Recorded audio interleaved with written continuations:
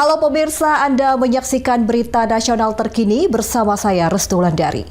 Pemirsa, kali ini kami akan mengajak Anda untuk mengetahui informasi terkini dari berbagai isu yang terjadi di dalam maupun di luar wilayah Indonesia. Dan berikut informasinya untuk Anda.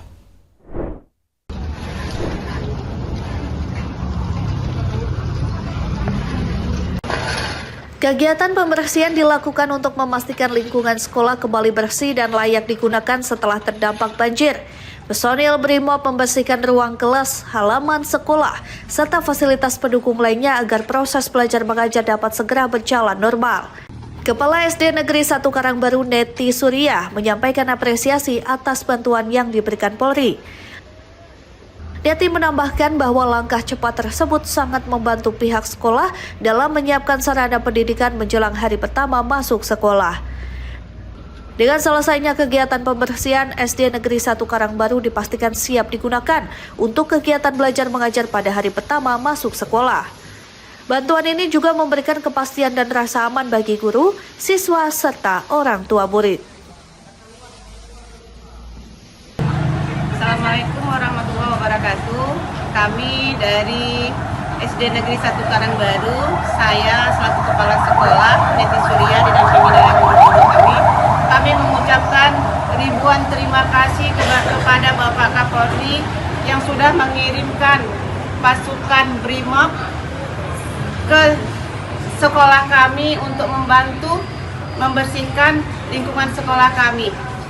Sekecil apapun bantuan yang diberikan, kami sangat berterima kasih kepada Bapak Kapolri. Sehingga nanti pada tanggal 5 Januari 2026, kami bisa melaksanakan pembelajaran di sekolah kami seperti biasanya.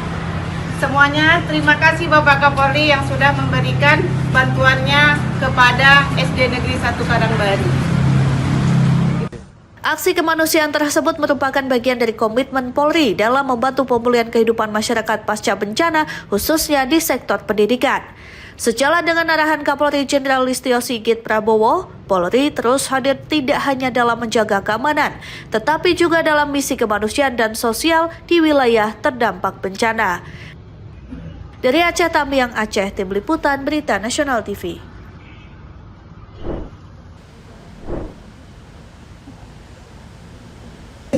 Upacara.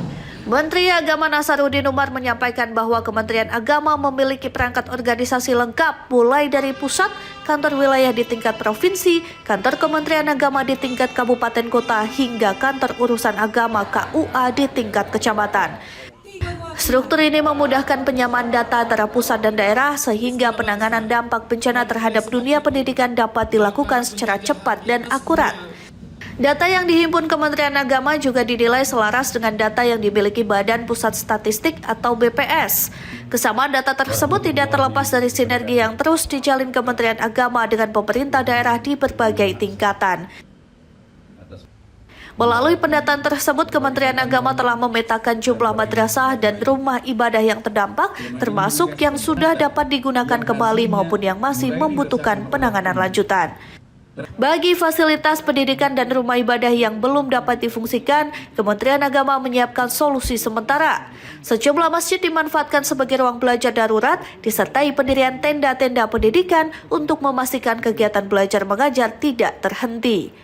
Upaya ini dilakukan sebagai bentuk komitmen pemerintah dalam menjadikan pendidikan sebagai prioritas utama pasca bencana. Percepatan pemulihan infrastruktur juga mendapat dukungan penuh dari berbagai pihak dalam waktu singkat. Sejumlah akses vital seperti jembatan berhasil disambungkan kembali. Sinergi antara TNI, Polri, dan masyarakat setempat menjadi kunci penyelesaian persoalan krusial tersebut. Dan kita juga punya pendataan berapa madrasah yang terdampak, ya, berapa rumah ibadah yang terdampak, berapa yang sudah bisa dipakai dan berapa yang belum bisa dipakai, yang belum bisa dimanfaatkan itu nanti kita carikan jalan keluar, karena ternyata masjid juga bisa dimanfaatkan untuk tempat darurat pada penyelenggaraan pendidikan kita, dan ada kemah-kemah darurat juga, karena perhatian pemerintah kita terutama Bapak Presidennya itu luar biasa untuk dunia kependidikan ini mendapatkan skala prioritas. Bagaimana supaya anak-anak sekolah kita itu tidak terdampak lebih jauh berkepanjangan, ya. Maka itu sesegera mungkin kita lakukan istilahnya kerja 24 jam tuh ya. Dan masjid juga, rumah-rumah ibadah yang lain juga. Dalam tempo yang hanya 1 bulan ini, kami juga heran, di luar dugaan kita itu jembatan bisa tersambung sedemikian banyak. Ya menurut analisis orang bahwa itu memerlukan waktu mungkin 1 semester, tapi ini dalam tempo 1 minggu bisa selesai. Selain mengandalkan anggaran negara, Kementerian Agama turut melibatkan berbagai lembaga mitra seperti Basnas, Badan Wakaf Indonesia atau BWI, serta lembaga-lembaga filantropi lainnya. Bersama organisasi kemasyarakatan keagamaan, Kementerian Agama menggerakkan partisipasi masyarakat untuk membantu pemulihan rumah-rumah ibadah di berbagai daerah terdampak. Dalam mendukung kebutuhan masyarakat, Kementerian Agama juga menyalurkan berbagai bantuan perlengkapan ibadah seperti karpet dan podium, serta mencetak ribuan musyaf Al-Quran. Hingga saat ini, sebanyak 9.000 musyaf telah didistribusikan dan percetakan tambahan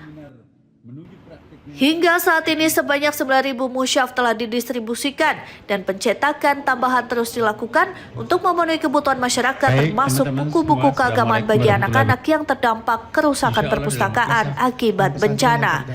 Seluruh langkah tersebut dilakukan secara terpadu dan berkelanjutan dengan fokus utama memastikan pendidikan dan kehidupan keagamaan masyarakat di wilayah terdampak bencana dapat segera pulih. Dari Jakarta, Ade Chandra, Berita Nasional TV. Demikian berita nasional terkini, saya Restu Wulandari pamit dan sampai jumpa.